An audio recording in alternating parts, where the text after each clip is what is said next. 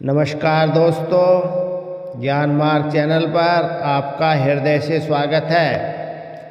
हमेशा की तरह आज फिर लेकर आए हैं आपके लिए मोटिवेशनल स्टोरी।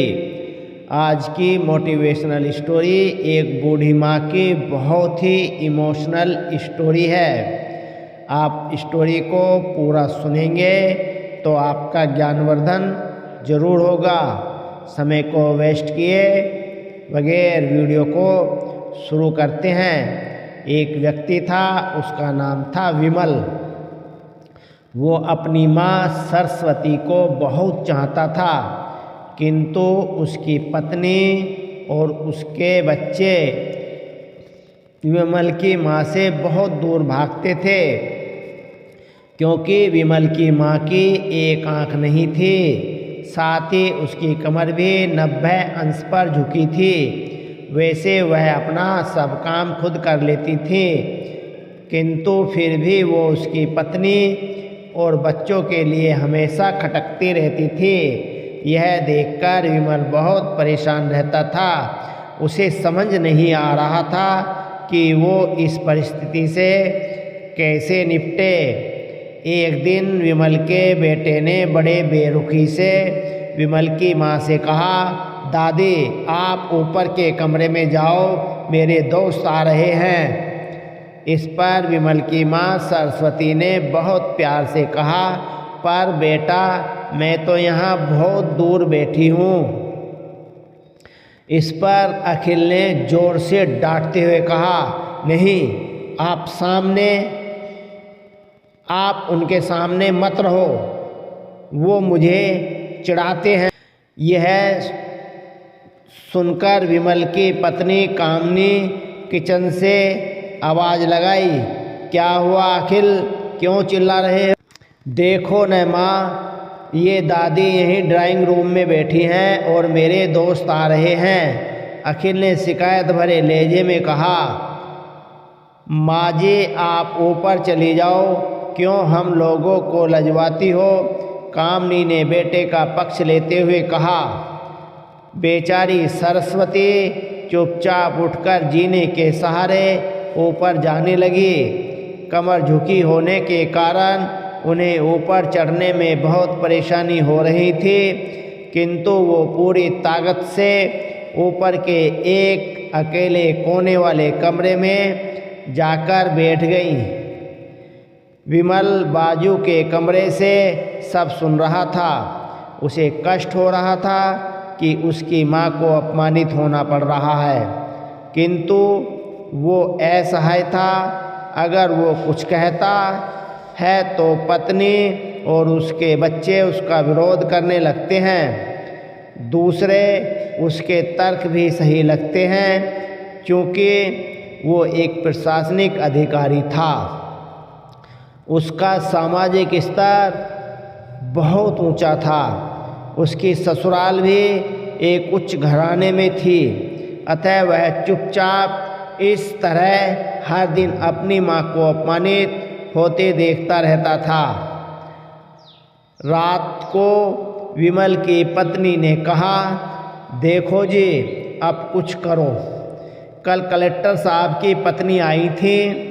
माँ जी अपनी देसी धुंधारा में उनसे मिली। मुझे बहुत शर्म आ रही थी बताते हुए कि ये मेरी सास हैं। मैंने कह दिया कि दूर की रिश्तेदार हैं, इलाज कराने आई हैं। यह सब सुनकर विमल को रोना आ गया, किंतु फिर भी वह चुप रहा। उसे समझ नहीं आ रहा था कि वो क्या करे। अपने बेटे की मनः स्थिति को सरस्वती अच्छी तरह से जानती थी और बेटे को कोई कष्ट न हो, इसलिए वो हर बात को चुपचाप सह लेती थी। विमल बहुत उदास रहने लगा। एक तरफ परिवार और सामाजिक स्तर पर जीने की प्रतिबद्धता थी और दूसरी ओर माँ। आखिर माँ से अपने बेटे की यह हालत नहीं देखी गई।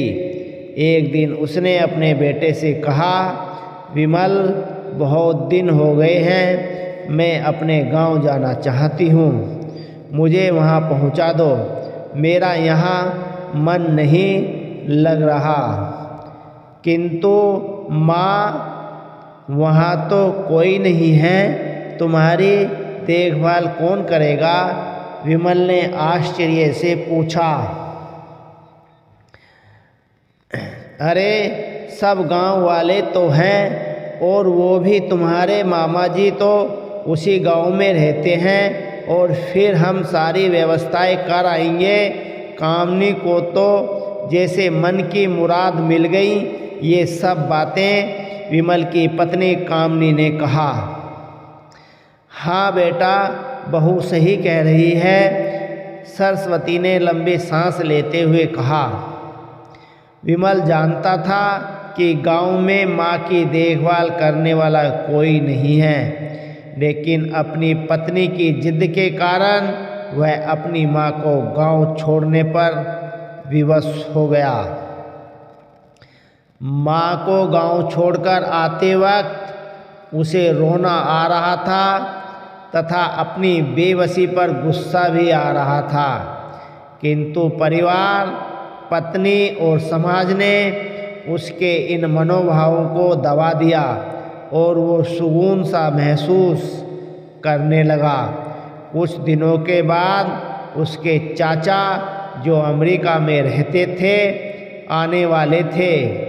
जब विमल बहुत छोटा था, उसके पिता जीवित थे, तब वो भारत आए थे, और उसके बाद वो अब भारत आने वाले थे। पूरा परिवार और आस पड़ोस बहुत उत्साहित था। अमेरिका से विमल के डॉक्टर चाचा आ रहे थे। डॉक्टर रमेश ने जैसे ही घर में कदम रखा, सबने मिलकर बहुत उत्साह से उनका स्वागत किया। क्यों विमल, भाभी नहीं दिख रही, कहाँ है? डॉक्टर रमेश ने उत्साहपूर्वक पूछा। जी, वो गांव में रहती हैं, यहाँ उनका मन नहीं लगा, कामनी ने सपाट लहजे में उत्तर दिया। डॉक्टर रमेश ने विमल की ओर देखा तो विमल ने अपनी आंखें झुका ली। डॉक्टर रमेश सब समझ गए। बोले, कल हम भाभी से मिलने गांव चलेंगे, हम सब लोग। दूसरे दिन सभी लोग गांव के घर में पहुँचे। देखा कि सरस्वती को बहुत तेज बुखार है और वो पलंग पर असहाय पड़ी हैं। डॉक्टर रमेश दौड़कर सरस्वती के पास गए, उनके पैर छूकर रोने लगे। सरस्वती की ये हालत उनकी कल्पना से परे थी। वाह बेटा विमल, तूने तो नाम उजागर कर दिया। अपनी माँ की ये हालत देखकर तुझे तो शर्म भी नहीं आ रही होगी। डॉक्टर रमेश ने विमल को लगभग डांटते हुए कहा। नहीं देवर जी, विमल का कोई दोष नहीं है, मैं खुद गांव आई थी। सरस्वती ने अपने बेटे का बचाव किया। मुझे सब पता चल गया भाभी, आप चुप रहो। क्यों बहू, तुम्हें अपनी सास की कुरूपता पसंद नहीं है? समाज में तुम्हें नीचा देखना पड़ता है ना? डॉक्टर रमेश ने कामनी की ओर व्यंग से देखा। कामनी निरुत्तर होकर विमल को देखने लगी। आज तुम जिस सामाजिक स्तर पर हो वो इन्हीं के संघर्षों की देन है। और बेटा विमल, तुम्हें शायद मालूम न हो कि बचपन में जब तुम 1 साल के थे, तब छत से नीचे गिरने के कारण तुम्हारी एक आंख फूट गई थी और तुम्हारी रीढ़ की हड्डी में भी समस्या थी। जब तुम्हारी इस कुरूप माँ ने अपनी एक आंख और अपना बोन मेरो तुम्हें देकर इतना सुंदर स्वरूप दिया था। कामनी बेटा, इतने सालों तक संघर्ष करके बेटे को प्रशासनिक अधिकारी बनाने वाली इस संघर्षशील औरत की तुम लोगों ने यह दशा कर दी। तुम्हें ईश्वर कभी माफ़ नहीं करेगा। डॉक्टर रमेश की आंखों से अश्रु जलधारा बह रही थी। अब भाभी, आप मेरे साथ अमेरिका जाएंगी, यहाँ इन स्वार्थी लोगों के बीच नहीं रहेंगी। डॉक्टर रमेश ने सरस्वती से कहा। विमल को तो काटो तो खून नहीं था। डॉक्टर रमेश जो उनके चाचा थे, उन्होंने जो राज बताया, उसके बाद तो विमल को यही लग रहा था कि उससे ज़्यादा पापी इंसान इस दुनिया में कोई और है ही नहीं। वह दौड़ता गया और माँ सरस्वती के कदमों में लिपट गया।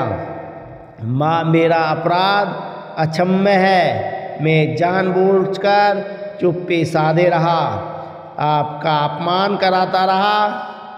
अब सिर्फ आप ही उस घर में मेरे साथ रहेंगी और कोई नहीं। विमल ने अग्नि दृष्टि से अपनी पत्नी और बच्चों को देखा। कामनी को भी बहुत पश्चाताप हो रहा था, किंतु उसकी हिम्मत नहीं हो रही थी कि वो सरस्वती से आंख मिलाए।